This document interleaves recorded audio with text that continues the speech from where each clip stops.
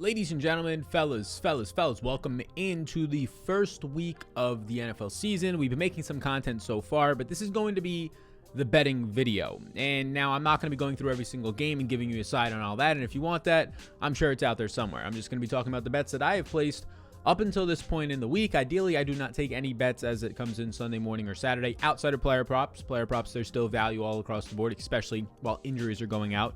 There's a lot greater edge in player props than any markets. The lines aren't going to really be impacted by most injuries that much. But the lines are probably by the end of the week, and by the end of the week, I mean like Friday, going to be pretty firm. If you're betting lines on like Sunday morning, just straight over-unders and straight spreads, it's probably just for pure entertainment, and I get that. I mean, my cousin's going to be here. I might add some as well, and knowing that they're not going to be winning bets long-term since I'm getting the worst value on them. It's like buying at the top in the stock market. Sure, it might go up a little bit, and you make some money off of it in the short run, but most of the times if you're buying near the top, the downturns are really going to hurt you. So I have 5 bets in right now, a mixture of spread picks and over-unders. I have a couple other leans as well that I'm waiting to pull the trigger on. We can discuss those. But yeah, let's talk about it. If you have a second, you just have to hit the like button. I greatly appreciate that. I've been taking these all at different spots. You can use the Action Network odds comparison tool, and basically all it does for you, I'm not partner with them. All it does, it's a great tool. We could actually pull it up right now. All it does is this. It's just going to compare a bunch of different sports books, right? So you can get this. It's free. It's just actionnetwork.com, NFL odds. I mean, there's a bunch of them out there. Odds Checker has one. And this is for the totals. You can filter it by money line. You can filter it by spread. You can put them on there at the exact same time. You can see where the line opened. So for example, right here, if you wanted the Jags side of this Texans game, you should go and make sure you get it on DraftKings at -2.5 instead of the -3. You get it on BetMGM or PointsBet. And it's pretty simple, right? Line shopping. But there's a tool for you if you didn't know about it. So what I want to talk about is the 5 bets I have today. And we can start in the first bet, which is going to be the Packers going on the road to New Orleans, which is a New Orleans team that is a totally different team. You're going to see a lot different offensive schemes. You're going to see players injured as well. And you're going to see a very shallow depth chart for this New Orleans team. And it got even shallower since they just cut right before I started to record this, Latavius Murray. And I mean, that's to be expected. He's bad knees, 32 years old. Tony Jones they liked in the preseason, although no real great athletic measures. He looked decent in the preseason, so they give him a shot now as the backup in New Orleans. But their depth in general is bad. I mean, just look at the wide receivers in New Orleans right now. And based on my tone and what I'm saying early on, yeah, I have the Packers at -3 right now. They're -3.5, maybe -4 in some spots, but I took them at -3. You're getting a damn near fully healthy Green Bay team. And I mean, the one guy that they don't really have right now is maybe one of the most important, if not the most important piece outside of Aaron Rodgers and Devontae Adams, and that is going to be David Bakhtiari. But this was expected. I mean, this has been expected since he tore his ACL. There was some hopes he'd be ready for the season. The expectation was always that he would probably miss a month. He's on short-term IR, so he's going to miss 6 weeks of the season. So that's the expectation, and it's been the expectation. But outside of that, I mean, they lose Devin Funchess in preseason. He was having a nice camp in early preseason, but he was going to be the wide receiver 6 on this team. Other than that, it's pretty secure. Jay Sternberger is suspended, their backup tight end behind Robert Tonyan. This is a healthy team on offense and defense. What was the weaknesses for the Packers coming into this offseason, right? What was it? It was wide receivers, right? Their depth of wide receiver. They fixed that. They went and got Randall Cobb. They traded for him. Rodgers wanted him. They got his guy, and they drafted Amari Rodgers. So now they're deep at receiver. They don't have to play Allen Lazard out of position. He was an outside receiver playing in the slot often last year. They don't have to put Darius Shepard and Malik Taylor out there as often as they did last year. Very raw wide receiver prospects. Their second issue was their cornerback too, and that blew up in their face in the Final Four game in the NFC Championship when left and right you saw Kevin King getting absolutely burned. The Hail Mary at the end of the quarter. The first half to Scotty Miller really turned that game and made it difficult to come back, even though they almost did, the Packers. But Kevin King, what do? First round pick Eric Stokes for the Packers, a speedy cornerback. So they fixed that a little bit. Their linebackers still stink, but their outside linebackers obviously fantastic, whether you want to say Zadarius Smith and Preston Smith and even Rashawn Gary, who started to break out at the end of last year. They really like Oren Burks, who's one of their linebackers, which is still probably their weakest position. But just in general, unless you're the Dallas Cowboys or maybe, right, the Tampa Bay Buccaneers, both playing on Thursday night, you're going to have weak linebackers. It's just the state of the NFL today. I mean, that's why you see Bill Belichick, and we'll talk about them later, just absolutely zigging when others are zagging. A lot of teams are focusing on the secondary and cover twos and weak at linebacker, most teams in the NFL, which is a nice spot to exploit with the run game if you were to choose to do so, like the Patriots are gearing up to do this year. So this is a pretty talent-heavy team. We didn't even start to talk about the main pieces, right? The fact that Aaron Jones is now back there, the fact that Devontae Adams is still there, and MVS is coming into another year now of working on the whole offseason with Devontae Adams after leading the league in yards per target, average target distance last year. We haven't even talked about maybe the best part of this team, which is the secondary, where you have Darnell Savage and Adrian Amos, maybe the best combo of safeties. You have Jair Alexander, the number 1 cornerback last year. All this stuff is fantastic. They're all healthy, and they're going up against a far superior offense. Jameis Winston taking over, yeah, I do think it's an upgrade from Drew Brees. Definitely an upgrade from Taysom Hill, not even close. But you don't have Michael Thomas. You have a banged-up Traquan Smith. You have Deontay Harris suspended, and you have Marquez Callaway, who shined in a preseason game, still an undrafted player, and he's going to see probably Jair Alexander. So what are you doing after that? You're playing a gimpy Traquan Smith. You have a banged-up Adam Trotman, who wasn't running a lot of routes. Juwan Johnson, a former wide receiver from last year's class, is running routes now at the tight end position. It just looks all out of whack. The one consistent piece you do have, and the best spot that you're going to see in this game for this New Orleans Saints team, is Alvin Kamara. I mean, he tears up Green Bay. Like I said, they don't have linebackers. They're going to be able to run the ball with still a solid offensive line at will against this Green Bay Packers team, and probably use extensions of the run as well. Poor linebackers equals not the greatest of tackling linebackers, and against the number 1 elusive running back in Alvin Kamara, that's not the greatest thing for you. So Kamara is clearly the weapon here. If you were playing any props or DFS, yeah, targeting Kamara seems like a really damn good idea. He is going to be the focal point of this offense. It's not close. Expect Marquez Callaway to be highly owned in DFS, to be a popular play this week in a lot of formats. And there's a good chance he gets shut down by Jair Alexander, who shut down for 0 points and 0 catches last year on a couple of targets, Calvin Ridley. And at the end of the day, if you really wanted to sum it up, yeah, I'll take Aaron Rodgers now with a fully loaded wide receiver core compared to Jameis Winston, who's got nothing really left out there. A bunch of undrafted wide receivers and a banged-up Traquan Smith. So Packers -3. My second bet right now is just kind of looking at off-season trends and just taking the number before it moves. It's moved a little bit in some spots, but the Seattle Seahawks -2.5 against Indy. Look, this Indy team comes in as one of the best offensive lines. Quentin Nelson took a major step back last year, right? Took a major step back. I think he's going to be the highest paid offensive lineman after this year just because of what he's shown already, and naturally offensive linemen get better as they age if they were fantastic to begin with, and obviously he was. So he has a bad year last year, whatever, right? But now he's having foot surgery, and him and Wentz got the same foot surgery, or very similar, and they're both expected to play week 1, but still, this is foot surgery. This is something that these guys, and especially Carson Wentz coming to a new team, did not get the chemistry in basically all of camp. No preseason games with his new wide receivers, and no T.Y. Hilton now. So there's a lot of new wide receivers. We're talking Zach Pascal. We're talking Michael Pittman, who looks to have a breakout year, and also Paris Campbell coming into his 3rd year, a supreme athlete coming out of Ohio State, but just banged up each of the past 2 years, the former 2nd-round pick. But the problem is there's no cohesiveness, and then you can keep going down this offensive line. I mean, Eric Fisher's not expected back till mid-October. Now they're down Sam Tevy, a tackle they ended up losing for the season. They've lost a depth piece as well earlier in camp for the season. This offensive line is really banged up. The strong point of their offense, the reason why Jonathan Taylor can pound it out on 1st and 2nd downs, and maybe some 3rd downs if Nyheim Hines is not on the field, which I doubt. But that's a major concern because that sets up Carson Wentz to be comfortable with the play-action passing. He might not be as mobile now with this foot. And at the end of the day, if I'm getting 2.5 points for a team that has been banged up, has not had any chance to bond and connect, and they're facing Russell Wilson, a top-tier quarterback, a quarterback who last year was the number 2 quarterback, number 1 in MVP race for the first half of the year. Second half of the year, it falls off because their offensive line continues to get worse and get banged up. And the big thing that went underrated was Tyler Lockett played all the games, but he played banged up. He was about 50% Tyler Lockett, and that showed both in his performances, which a lot of people think, oh, he's so inconsistent at fantasy. I mean, he was playing 50%. It's hard to really shine during that time, and he did in a couple of games. And that significantly hurt Russell Wilson, so they ended up trading for Gabe Jackson, trying to do some things for all the offensive line. Now Tyler Lockett is healthy. DK Metcalf coming into year 3, where he might end up at the end of this year being known pretty heavily by many as a top 5 wide receiver in the league. And then they go and get D. Eskridge. They upgrade David Moore into D. Eskridge, which I don't know how much of an upgrade that is. The rookie who's now off the PUP list. This is a healthy team. They're healthy in all areas. Lockett, Eskridge, even Rashad Penny. They declined his 5th-year option, but he's now back in that backfield. So you're getting a healthier team with a much better quarterback. And yes, not as good of an offensive line, but better skill position players at, I would say, the wide receiver position. Not that far of a difference at running back. I know Chris Carson is not as flashy and sexy as 2nd-year player Jonathan Taylor. I think Taylor is far better, but it's not a massive gap where you're talking about just one of the worst running backs in the league in Chris Carson. I mean, that's a borderline top 10 running back, top 12, whatever you want to call it, compared to Taylor, who's what, running back 8, 9 in the league. It's not that far off. So I'll take Russell Wilson with the 2.5 points against this banged up Colts roster right now that, if anything, I mean, at this point, they're losing guys on the defensive end as well. I mean, it's just, this team is the one team getting shell-shocked, as they normally do a lot, like Andrew Luck in preseasons, Rivers a little bit last year, all the way back to Reggie Wayne in terms of just getting knocked up in the preseason with a bunch of injuries. Now, my third bet here that I like is just a strong belief in both of these offenses. And if you have a second, you want to hit the like button, the subscribe button, let me know in the comment section what is your favorite bet of the week. And this is going to be the over 43 points. This is a low total for what looks like two underrated offenses between the New York Jets and the Carolina Panthers. Yes, the Sam Darnold revenge game. I mean, we could start on the offensive side of the ball for the Jets and what their improvements look like. I mean, we're a year removed from 7 defensive picks from the Panthers on defense, so this is not the most elite defense by any means. It's still very young and it's still maturing and trying to get into a groove. But the Jets add a top-tier talent and an arm talent in Zach Wilson, who did look very good in the preseason. I mean, Mac Jones got a lot of the accolades, but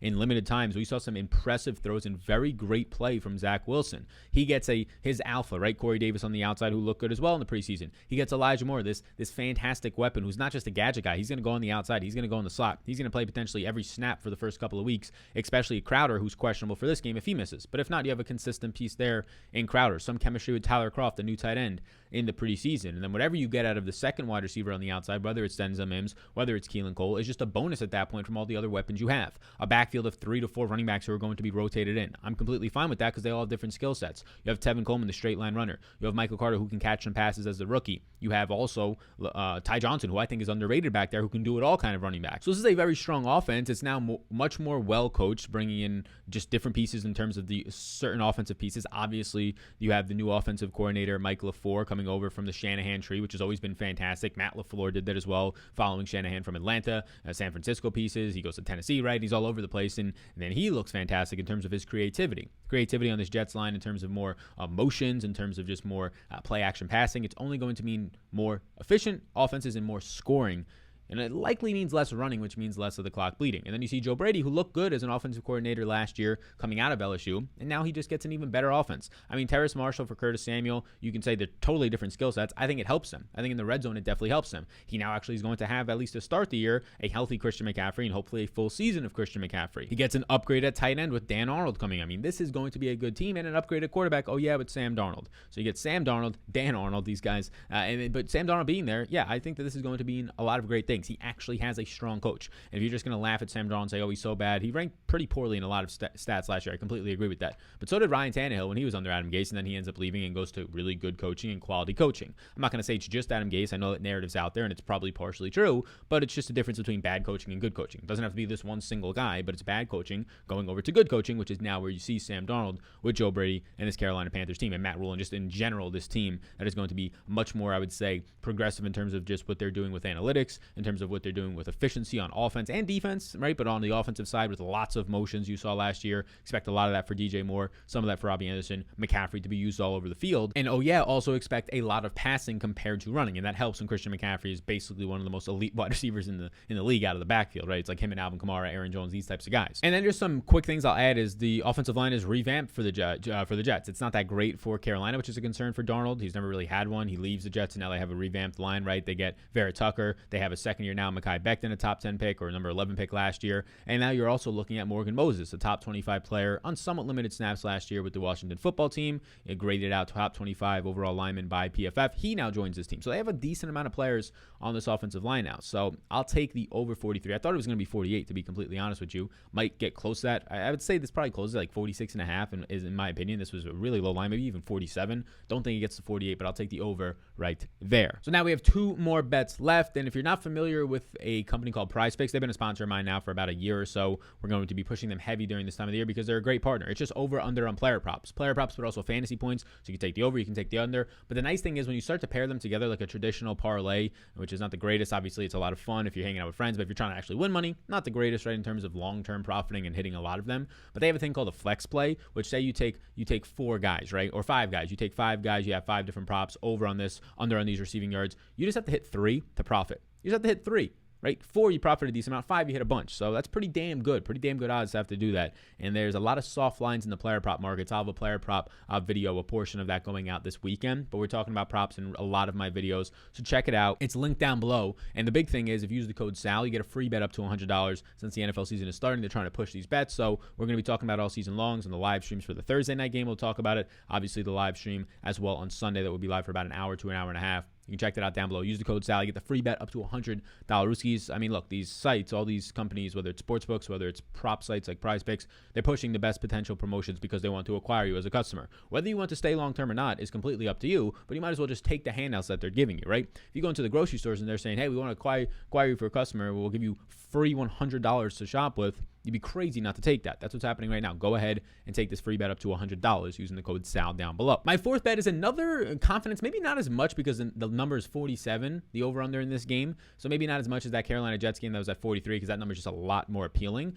But Philadelphia and Atlanta, the over 47. Now, I don't want to be taking a lot of overs right away into the season, and I'm not. I'm not taking every single over. I only have 5 bets this week, and only 2 overs. I have 1 under, which is our last bet, and then those 2 lines. And I'm leaning a couple unders as well. Going to have a ton of unders in the player prop markets. But right now, Philadelphia and Atlanta, it's interesting to me, right? Because this Philadelphia team, and both these teams really, it's kind of like, what are these guys doing? Philadelphia's in this weird spot with Carson Wentz's all of his money on the books. They can't really build fully around Jalen Hurts because they just don't have the money because of what they still owe Carson Wentz. And by the time that time comes around to build for Jalen Hurts, they might be going for a new quarterback, or if he's actually the deal, this guy, and he's fantastic, they're going to have to pay him a ton of money, and now they're set back again. So it's a weird spot for this aging team that, yes, I know they brought in some young blood with Miles Sanders a couple of years ago. They brought in Jalen Reagor last year, and Watkins and John Hightower, these receivers. They just brought in Devonta Smith. But for the most part, a lot of their elite players on defense on the offensive line, I mean, they're out of their prime now from that Super Bowl window about 3 to 4 years ago. So it's kind of this bottom 5 talented overall roster, but it looks like to have some elite playmakers on offense. I mean, Devonta Smith, Miles Sanders is a home run hitter, no doubt about it. Great speed.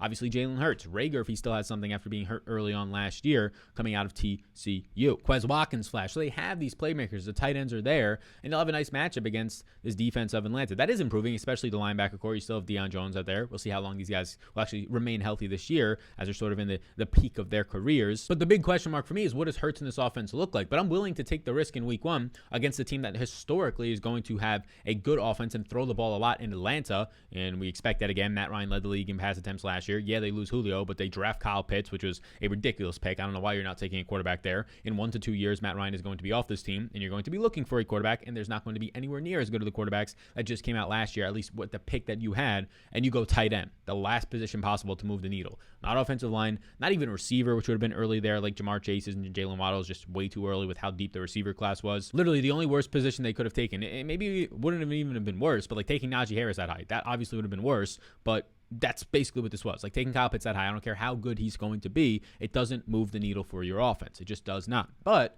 anyways, they do that, and this makes their offense look nice now. They have Calvin Ridley, of course, out there. Russell Gage is not a bad third option in their offense. Mike Davis and Wayne Gallman, who are solid pass-catching running backs, who probably, if anything, are best in the passing game in the backfields. This is just set up with a bad run-blocking offensive line. This is just set up to pass even more, just like they did last year. So expect rinse and repeat for Atlanta, trying to continuously improve their defense for the past 6 years and just continue to throw the ball left and right with Matt Ryan. And what that's going to do is lead to less rushing attempts, more passing, which leads to either incompletions or first downs or quick drives with these big plays that they're going to have. So I just see 2 teams here that don't have fantastic defenses, right? You have this Philadelphia team that is sort of in the middle right now of, are they going to be a solid defense? Like their front still should be pretty decent, but it's an aging front. You have Atlanta with pretty similar concerns here. Is that secondary ever going to take the step forward? Is it this year where we see something step up there? The front is still decent, but at the end of the day, none of those defenses scare you, and you have 2 offenses that are filled with playmakers that, if anything, are being underrated this whole entire offseason or talked down upon in the media. Like a lot, really not much has been said about Atlanta outside of why you taking a tight end that early. And the only thing said about Philadelphia right now is, well, Jalen Hurts is probably not the guy. They continuously want to trade for Deshaun Watson. They called up this team as recent as a couple weeks ago. They just took Gardner Minshew, which, I mean, makes sense to take Minshew. He's kind of similar fit into Jalen Hurts in the mobile quarterback and maybe can be somewhat efficient as a passer. But there's so many murmurs that, if anything, this public line is just pushing it to not have confidence in Philadelphia, to take the other side, to take the under. And if anything, I do lean Atlanta at -3. I think Atlanta is a sneaky team this year because it's still a solid offense. And if anything steps forward, which is in place to at least do somewhat of that, steps forward for the defense, back-to-back, not the greatest of draft classes, by the way, by Atlanta, just kind of brutal. But if anything steps forward there, this is going to be a borderline playoff team. Very tough division, though, is their issue. But I'm going to be taking right now the over 47 here, as I just look at 2 offenses that this game seems like a 51-52 type of total for me. I think it probably hits 50 by the time Sunday comes. I look at 2 offenses with a lot of playmakers that are going to throw the ball a lot. And now the 5th and final bet, if you have a couple seconds of your time to hit that like button, is going to be an under. Miami and New England under 45. New England is built to run. The first thing they did was they signed some wide receivers, but they signed 2 tight ends in free agency, right? They have one of the top 5 offensive lines. They have the number 5 run blocking advantage on this week if we look at Pro Football Focus's advantage chart. And like I said earlier, Bill Belichick is zigging while others are zagging. The NFL used to be a one-high safety league, a lot of man-to-man. It meant that you could have a couple extra guys in the box and stop the run if you really needed to because of that man-to-man. Now it's going to two high safeties because teams are running less, because teams have these equipped pass-catching running backs and fantastic pass-catching catching. Elite tight ends are starting to get into the league more. Every single year, receivers are younger and more ready, NFL ready right as they come out. So now the league is switching to 2 high safeties, which means that there's one less guy down there to potentially stop the run. And Bill Belichick saw this and he said, you know what, we're zigging when others zag. And he went out there and now he invested in an offensive line. He invested in these tight ends. They're ready to run the ball with a lot of 2 wide receiver sets with Nelson Aguilar and Jacoby Myers, with Damian Harris and Ramondre Stevenson in the backfield, with James White on third downs to be that extension of the run. And Mac Jones, one of the most accurate quarterbacks in college football history, if not the most accurate quarterback in college football history, behind center now, is going to be a precise team. Is going to be a team that has long drives, 12, 14 play drives. They're going to run hurry up in certain times as well, but it's not going to be for deep bombs. It's going to be for these 10, 8, 7, 12-yard passes. They're going to milk the clock. And expect little mistakes with Mac Jones back there. If he doesn't see something like you saw in the preseason, he's fine to get to his 4th progression and check it down for 6 yards to James White. He's fine to throw the ball away. So you're going to have him against one of the best secondaries in the NFL with Byron Jones, who had a down year last year. Xavier Howard, one of the best cornerbacks, if not the best cornerback right now, up there with Jair Alexander in the NFL, Jalen Ramsey. So Mac Jones probably won't have much big plays out there, but he's also not going to make the mistakes. And on the flip side of that, you have no Will Fuller, so a playmaker gone for Miami for week 1 after his suspension. You have Jalen Waddle there, yes. You have Tua looking good in camp. Now finally a full offseason after apparently he did not get the full playbook last year due to his injury and due to them not having a traditional camp or preseason because of COVID. So I'm expecting Tua to be better. I really am. I'm expecting him to be better. I don't know how much mobility we see at least early on in the year, but I'm expecting him to be better out there, and I'm expecting him to at least push the ball. But this is still a top defense. I mean, they lost a lot of players last year. They're not going to have Stephon Gilmore. He might even be traded, but he's on the short-term IR or the normal IR for 6 weeks at this point. So he's going to be gone, but they still have a solid secondary. I mean, Jason McCourty, the safety's back there. J.C. Jackson continues to impress in his career for the first couple of years. So this is still a solid secondary, especially against Tua. They're going to bring a pass rush against a offensive line that they're hoping that can be around league average. Right now, it definitely is not coming into this year on paper. So all this leads me to believe that you see a lot of running, a lot of slow plays from this New England team. I think they get a lead like Vegas is saying, and they continue to run the ball even more. They put pressure on Tua once they get that lead, and now it's harder for Tua to find the downfield passes to Jalen Waddle. It's shorter, quick passes to the Mike Gesicki's, to the Devontae Parkers, and it's not going to be these chunk plays. I don't think we see much chunk explosive plays in this game. 20-plus yard plays I think are going to be hard to come by, which usually leans towards an under if you don't get those explosive plays. So those are my 5 bets. You can tell them if you want to, if they're still available out there. If they're not, if the lines have moved a lot, you can put in the comments if I would take it. Let me know in the comments what is your favorite bet you've taken or about to take or going to take. What is your favorite bet down below for this week? Those are 5 bets that I have. Well, every week's not going to be 5. Some weeks it might be 4, some might be 6, but I'm usually not betting like 10 or 12 things. I normally have a lot of action in DFS. I have a lot of props. We'll talk about that, especially in the Discord. I mean, I'm probably going to be betting like 20 to 30 props this week, but then normally for lines, there's not as many edges, and I have so much action down that I don't feel the need to get that sweat for another game. I already have players for fantasy or props that I'm looking at. So those are my 5 bets.